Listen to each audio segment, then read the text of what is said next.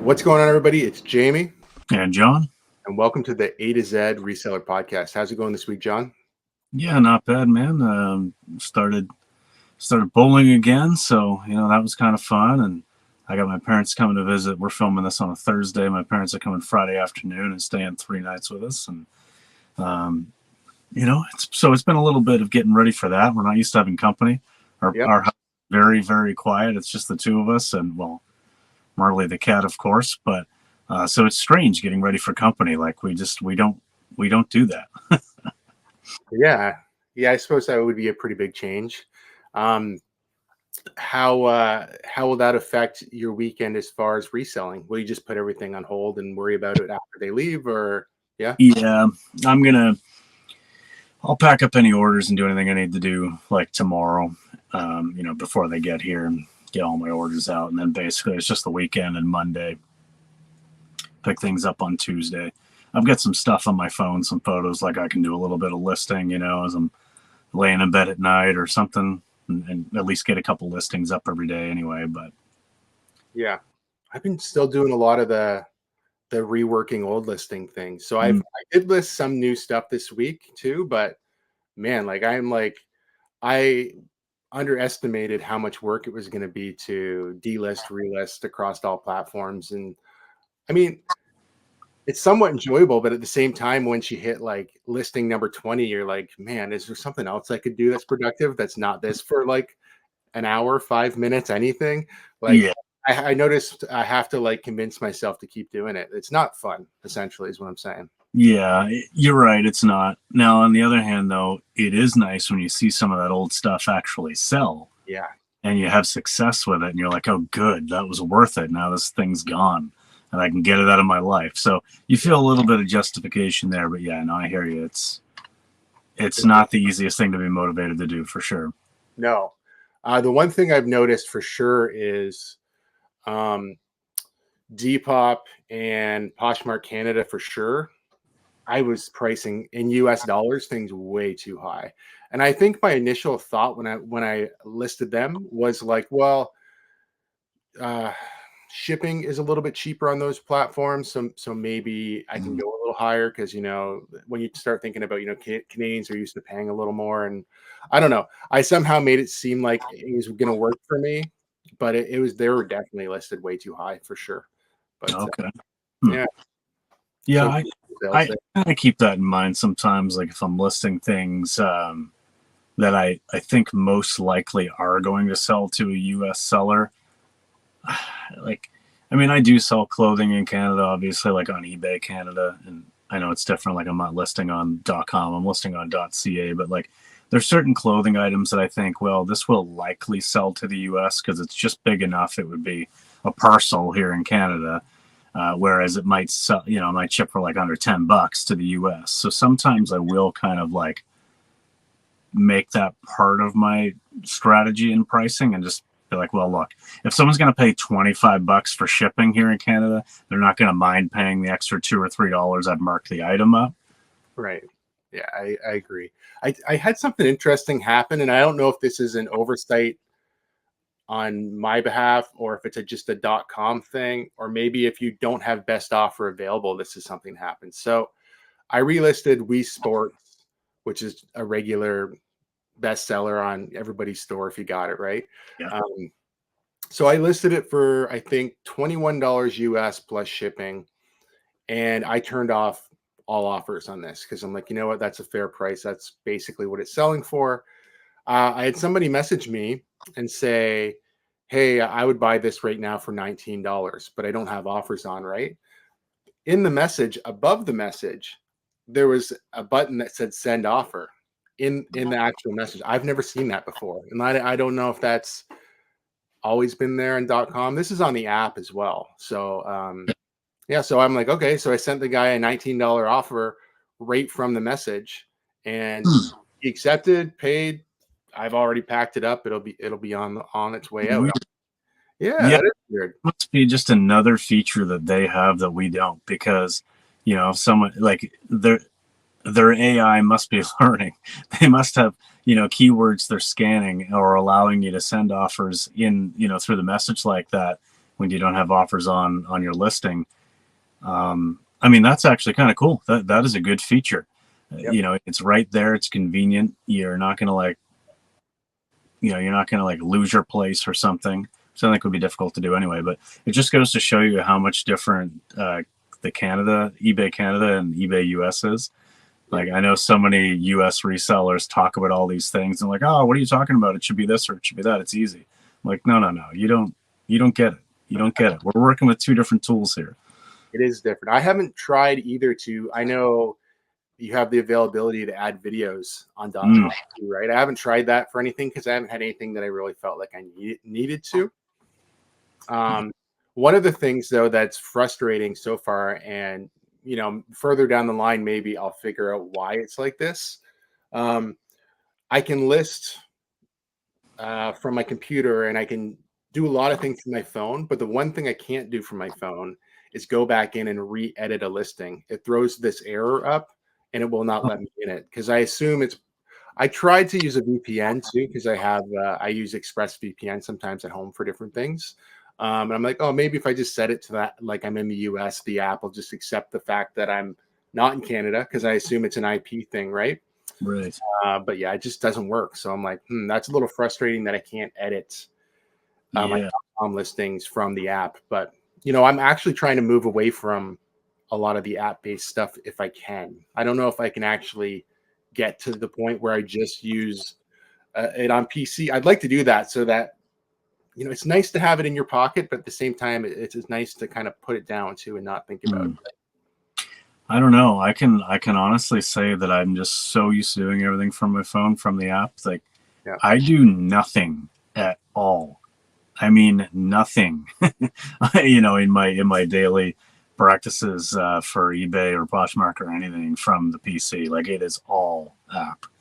The only time I ever do anything on the actual computer, if I need to get to the desktop version, is like, let's say I go down to my storage unit and I condense a couple of inventory boxes. I leave a note on my phone saying, hey, reminder to change SKU 3-015 to 4-015 because I put them in box 4 from box 3. Well, obviously, it's a little bit easier to go on the website and just make that change than to go in and have to do that on your phone because it's not something that you can. I mean, you can, but it's not something that you can easily do or as easily do because I don't actually know what that item is, so I don't know what to look it up as. I just have the SKU number. So in order to search your inventory with the custom SKU number, you kind of need to search using the website. You can't do that from the app easily.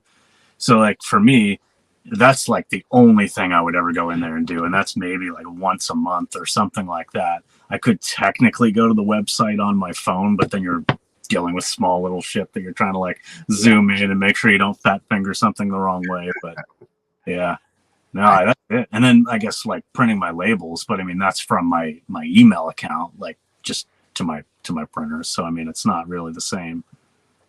Yeah. I know the one thing I've tried to do on my phone that I can't do, and maybe you've had success doing this, and I've tried to do it through the web browser on my phone as well. So if somebody buys something or multiple things, or if it's in another country, you can send them an invoice so that they can pay. Okay. I do that from my phone, and I do actually log into the website, through my phone's browser and just do it that way. I mean, yeah, you could get onto your desktop, but you can't do it from the app. You're right. So I've had certain times where I've went in like that, and it's annoying because eBay, I guess I don't know if it's the phone or eBay, one of them, but they'll just open the app. You'll be in the. Have you had that happen where you're actually on the web browser on your phone, and then it's just oh, well, just open it in the app, and it's well, no, because I'm trying to get somewhere that's not in the app. There are certain screens that will push that. Yeah.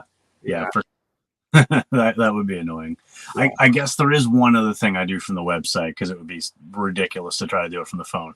If I'm running a sale or something like that on eBay, going in and managing a store promotion of some kind, then yes, of course, I go in and I do that on the laptop. But I mean, that takes a few minutes, and I probably don't do that nearly as often as I should anyway. But yeah.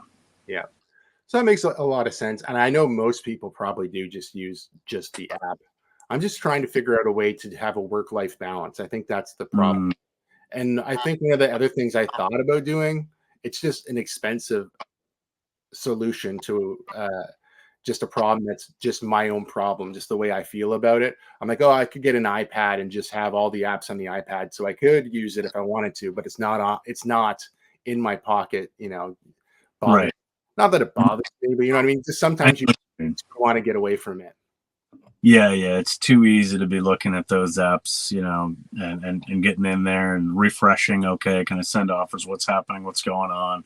Yeah, With an iPad or tablet of some kind, you're probably not carrying that around in your pants pocket unless you're wearing Jankos or yeah, something. You yeah. know, carrying around the 2 liter bottle of Pepsi in your Jankos in Would it one back pocket. would it be Pepsi or would it be? Did you guys get Fago out there when that was a thing? I don't think so. Well, it wouldn't have been Pepsi, but I didn't want to say Coke because, you Mhm. know, uh, I thought maybe somebody might get the wrong impression that I was carrying around a big bag of cocaine or something in my Jankos. But then what am I talking about? Because I mean, we're in our 40s. Most people watching this probably don't even know what Jankos are. So for the younger crowd, have fun Googling that. Yeah, yeah, exactly.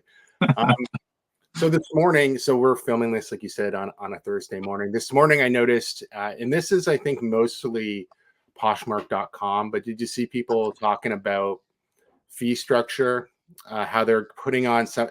So they're doing like I think um, like a test run in the U.S. and it's just like certain people are getting pushed out into this new thing, and I think what's happening, from what I understand anyway, is that they're putting some of the fees on the buyer and alleviating some from the seller. So essentially, it seems good maybe as a seller, but as a buyer, you might get more.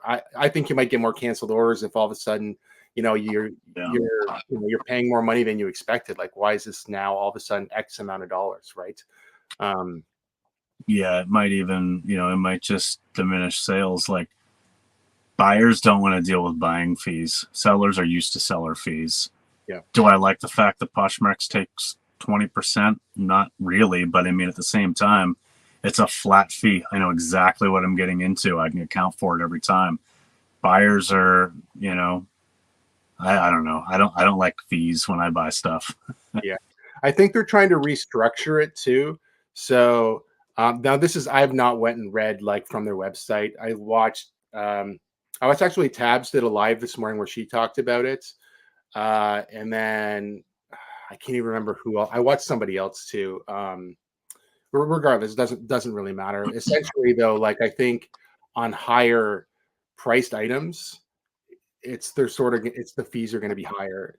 It's kind of Hmm. what I got from it, but I don't know. They're testing it in the U.S., so hopefully it's something maybe that just flops and they go back to what they're used to. But certainly Poshmark is in the business of making money, right? So they're not going to do anything that's not going to benefit them in some way too. I get that.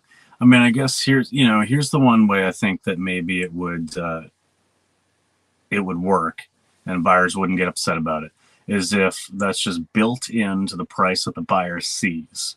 Kind of Yeah, like you go to buy alcohol, the price on the shelf that you see, that's what you're paying. I don't know. Well, I guess it's the same in Ontario. Here in Nova Scotia, like that's the way it is.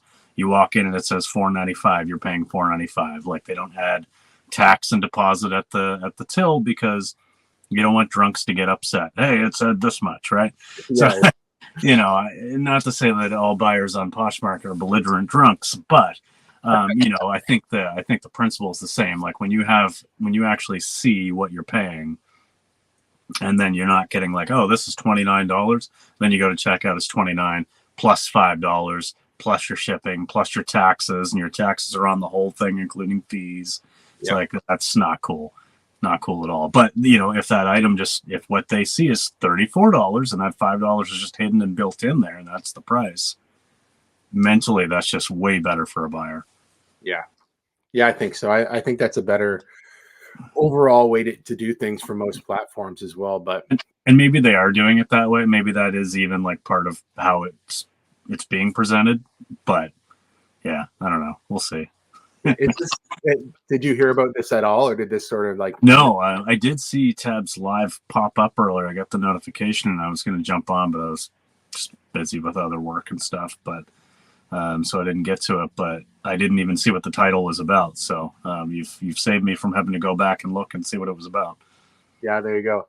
Yeah, I think, man, I think for her that was like, because where is she, in Saskatchewan? She said it was Yeah. like 7 a.m. I'm like, man, at 7 a.m. I wouldn't be jumping on and doing a live. I'd still be rubbing the sleep out of my eyes for sure.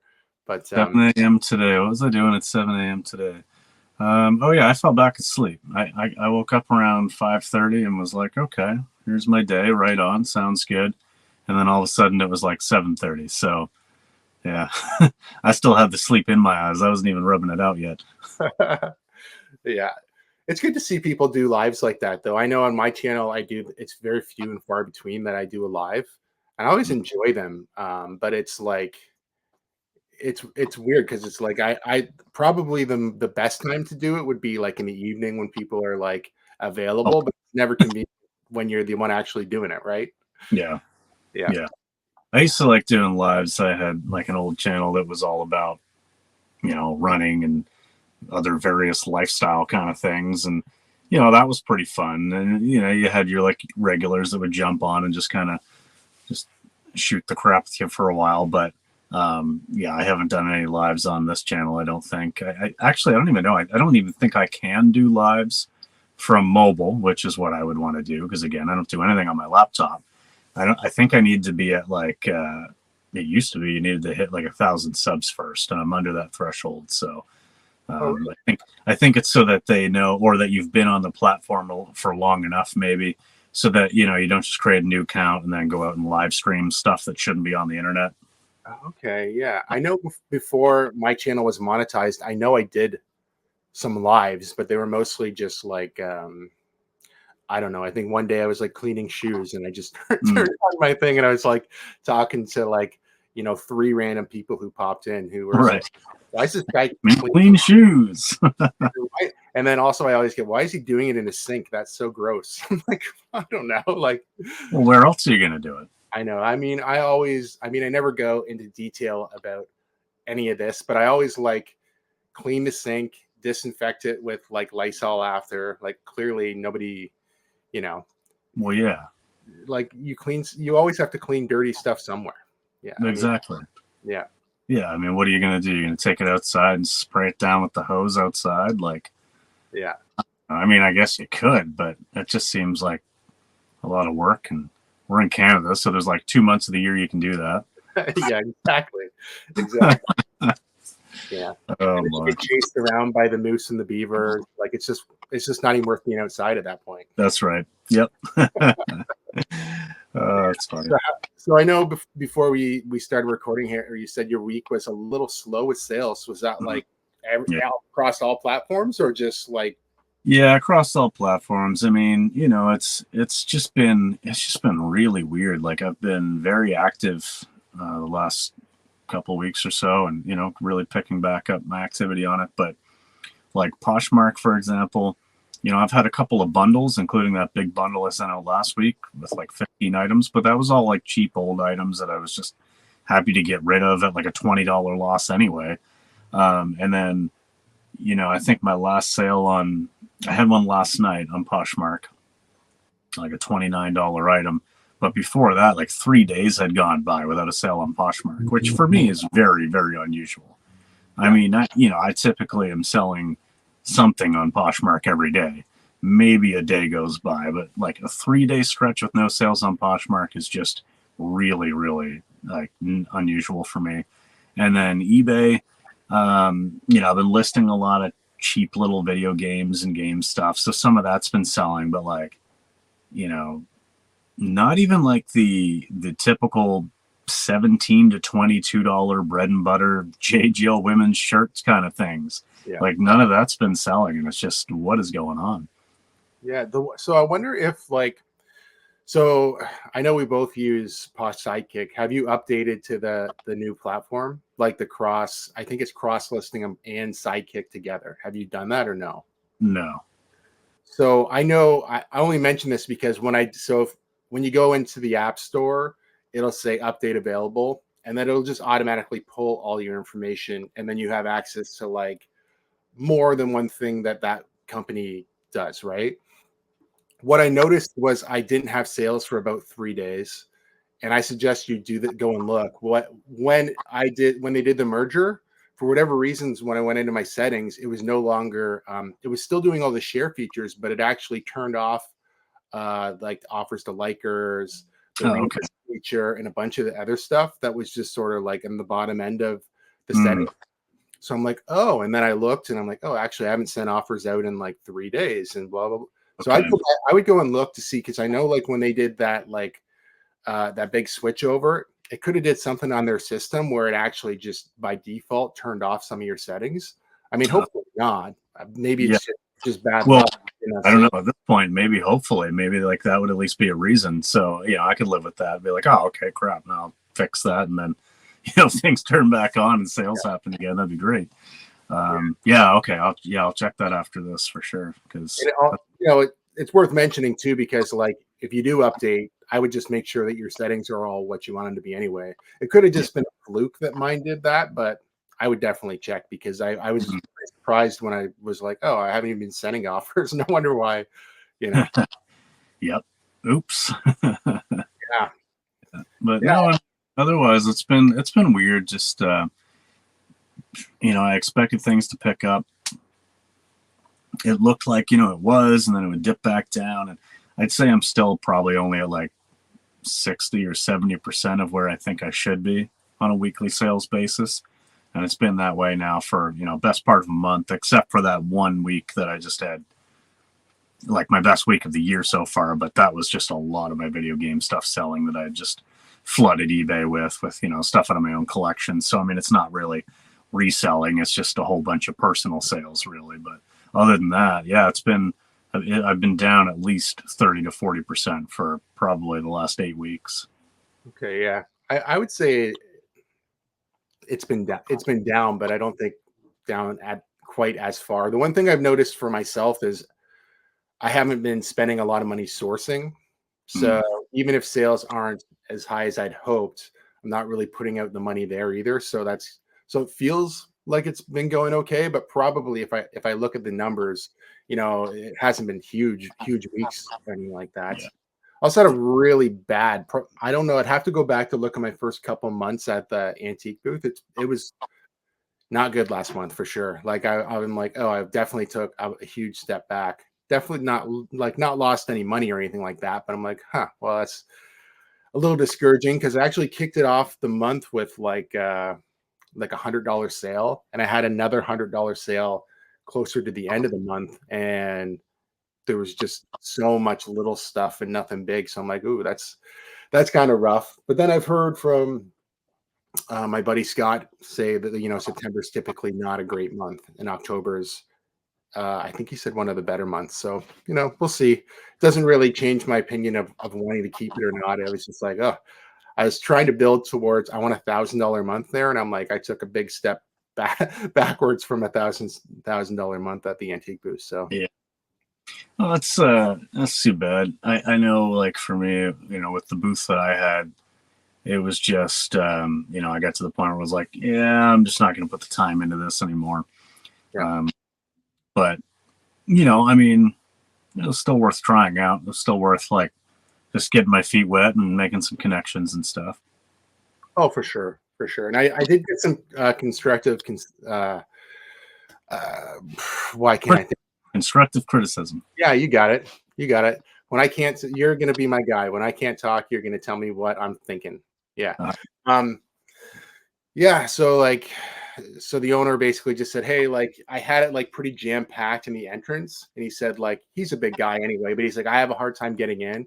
He's like, I've had other people say like it's hard to get into your booth because I had like a big box in front and I had it sideways, and it was sort of had a display of what I wanted you to see, and then you could come in and see the rest, right? So sort of like mm, stuff or something I was really trying to focus on. So I changed it. I just took the big box out of there, moved it to the side, and now there's a clear walkway. So we'll see. I mean, at least I figured at least he's trying to give me some direction of like, oh, like maybe these are reasons why people didn't shop there last month. I'm like, maybe, I don't know. I'm willing to try. So I did like sort of just rearrange the way I things set up and whatever, but we'll see if it makes a difference. Yeah, nice.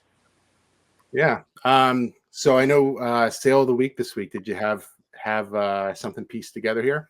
Well, yeah. So we chatted very briefly beforehand, and I haven't had a lot of great sales, but I did have one guy buy 2 games from me, and like within a couple of days of each other, and a couple of new and sealed limited run Nintendo Switch games, both made actually by a mutual friend of like I kind of know the developer, like the guy who created them, sort of.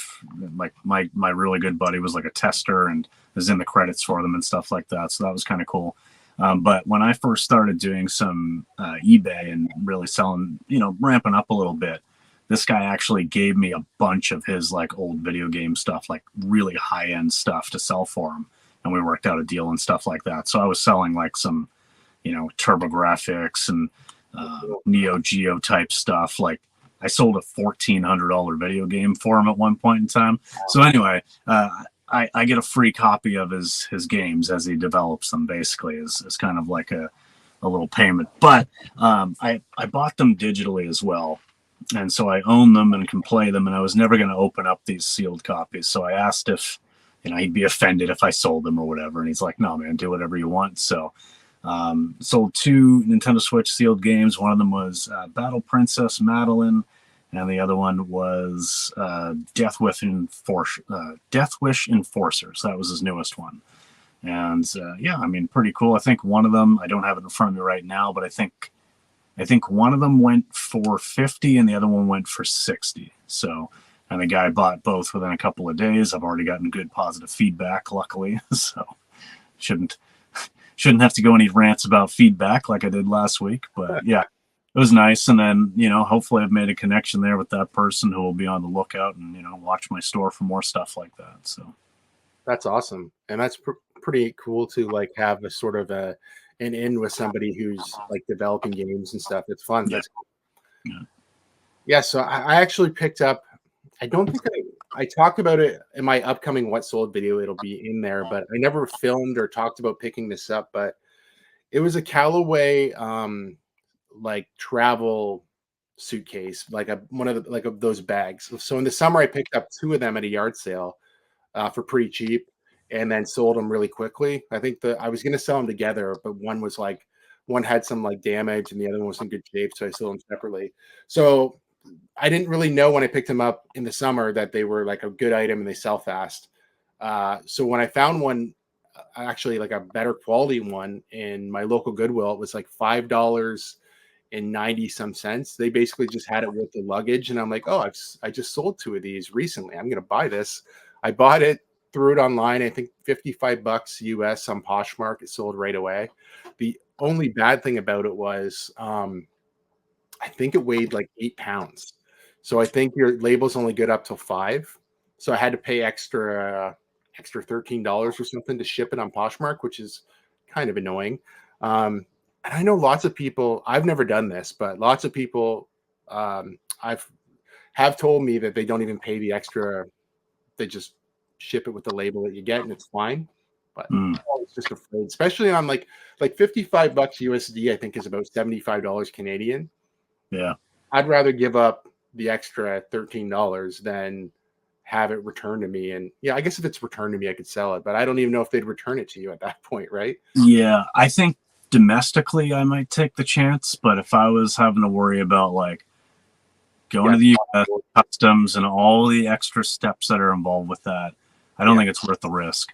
No, that's a good sale though. And but yeah, it's funny, like you mentioned that, people have said that, and I've had several people say the same thing. And, one person mentioned that they've probably done it like 10 times, and only once did it ever get caught or flagged somewhere down the line, and they just took the extra out of their balance, like out of their Poshmark account, right? So it doesn't, at least here in Canada, it doesn't appear that it gets returned. It just, because the label has like the order number, it's tied to the transaction and stuff. So somewhere along the way, if the person at Canada Post is doing what they're supposed to do, Poshmark gets notified. Poshmark takes some extra money because, Canada Post is taking it from them essentially, right?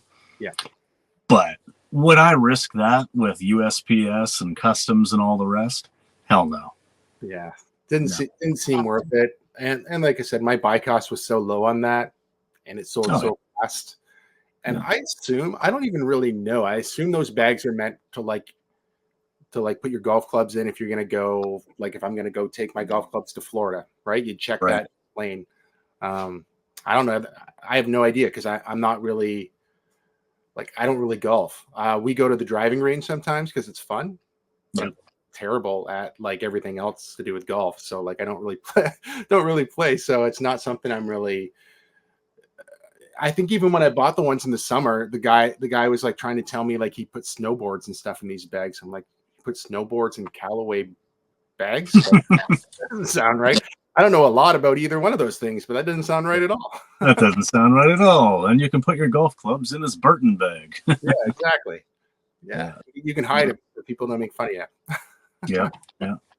No, that's funny. I like golf, and I'm a fan of it. I know a lot about golf. I understand the theory, and in theory, I should be really, really good at golf because I understand and know the game inside and out.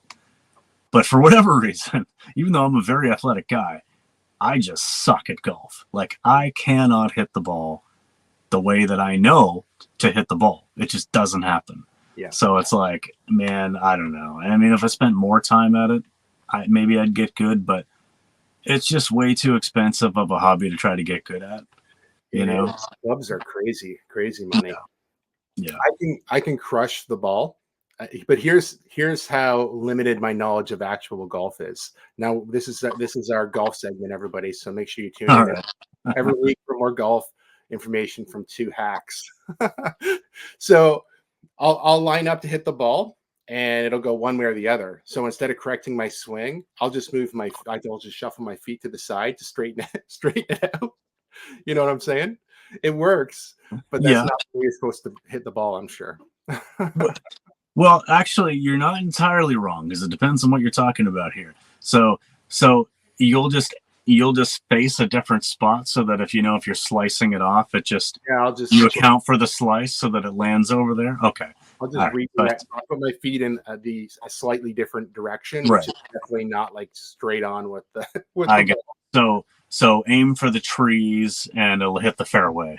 Yeah. Because if you aim for the fairway, it'll hit the trees. Okay, exactly. I see what you're saying. Now, but actually, as part of the stance, how you have your feet situated should help to correct your shot. But if it's not really, I don't know. Then maybe you're doing something else. But if you have a more open stance or something, you're too far up on the ball or something, then it'll typically slice. Yeah, I'm just overcompensating for my terrible swing. Right. That's all I'm really doing. But yeah, it's fun. And you can make a lot of money selling golf stuff though, which is kind of fun. I've definitely made my fair share. I feel like right around COVID, I could buy a set somebody's golf clubs for $100 and sell the drivers for multiple. You'd make 3 or 4 times your money just separating somebody's set. Yeah. But now you look on Marketplace, there are no cheap golf sets out there. People know what they have, or somebody's already bought the cheap ones up.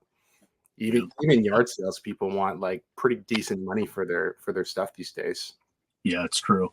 The rule of thumb that I've heard when it comes to reselling golf stuff is ping equals cha-ching. Yeah. Keep an eye out for ping stuff. Not necessarily everything, I don't think, but I guess ping makes money. So I don't know how true that is, but that's the rule of thumb I've heard from a few resellers.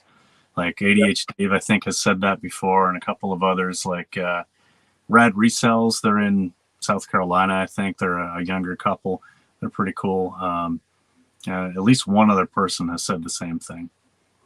Yeah, I think the most expensive golf club I ever sold was a Ping golf club, and it was a limited edition, bright pink Bubba Watson club, and it had a a sock puppet head cover that went on it, And I think just the head cover alone sold for like over $100. And I believe I got like 250 or $300 locally on Facebook Marketplace for the driver. Okay. Yeah. There, you heard it here, folks. Paying equals cha-ching. Yeah. And Not so easy. we've got one anecdotal story to back it up. Yeah, exactly. Yeah. Yeah. So what's your plan going into Q4 here? Are you going to purposely, I think we talked about this last time a bit, but are you going to try to like list specifically for Q4, like new inbox items? Or are you just going to keep going with what you're doing? And I'm just gonna keep doing what I'm doing, but ramping up. I mean, unfortunately or fortunately, whichever way you want to look at it here, most of my purchasing options are going to be still that clothing. That's going to be my main business model because it's just what's available to me. But yeah, one thing I do find though in Q4 and this time of the year, people are going to start wanting to try to sell things off so that they can afford the newest thing at Christmas. So, if someone hasn't yet bought a PS5, now might be the time they're looking to unload their PS4 bundle. And, so there's a chance on Marketplace to get some video game stuff in Q4. And that's what I've kind of targeted the last couple of years. Because, yeah, people want cash for Christmas, right? Like, whether it's for themselves or for somebody else. So I'm going to be more mindful of Marketplace and Kijiji and stuff like that. But I don't think a lot's going to change for me other than just continuing to try to ramp up and just try to get as much volume listed as possible. yeah, I think probably similar for me. I'm just going to purposely source things I think that would sell for better money. I'm going to try to stay away from like just sort of the cheaper knickknack stuff. Of course, I say that, and then that's the type of stuff that I do pick up for my antique booth. Stuff that I typically wouldn't sell online. So I will pick that stuff up. But when we're talking about eBay in particular, probably going to try to stick to more new in box or collectible or video game type stuff. Yeah. But Makes sense. Yeah, I don't know. I'm gonna see what else I can do. I mean, it's been, like I said, it's been pretty slow, but if I just keep listening every day and doing the things I'm supposed to do, I mean, that's all you can really do. Everything else just sort of either falls into place or doesn't. I mean, I am going to be doing more like targeted sourcing trips, I guess, to different areas, like the old town that I lived in and a few other like specific towns, and try to hit up certain shops in Q4 that may end up having like better stuff, like more pawn shops and stuff that might have gotten, or like consignment shops or whatever that maybe have gotten in some better things closer to Christmas and whatnot, so I'll see if I can score some deals there. But that makes sense. I think like sourcing outside of your regular area is definitely, it's always fun. Sometimes it can be discouraging too. I feel like sometimes when I go and do that, and then if it works out great, but if you come back with nothing, it's almost like, oh man, that was like such. It's not a waste. It's fun, but it's like it is discouraging to want to do that on a regular basis, right? Yeah, it feels like it just feels like it's way more risky because you could come up with a nothing and just be like, ah, damn, I just kind of wasted my day. But I feel like more times than not, it pays off, and it only takes like one or two really good items to have made the whole thing worth it. So, yeah, between now and Christmas, I'm going to be just trying to just find as much as I can and hitting up those little hidey hole shops and, the marketplaces, and maybe message some contacts that I've made like, hey, do you got any leads on bulk buys of things, and just trying to gear up. But I'm just hoping I don't have more 3-day stretches on Poshmark where I don't make any sales, like, or that eBay I'm selling more than these $5 video games, because it's just been strange. Yeah. So I'm gonna leave you with this is just a hypothetical, and this is a little bit more YouTube fun than reselling. Chances are I won't do this, but I'm toying with the idea of doing a name change on YouTube.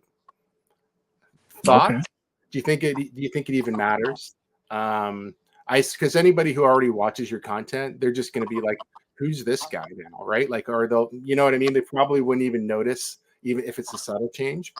But do you think something like that is going to be something positive, or do you think that's like a totally negative thing and it could lead to just the destruction of your channel?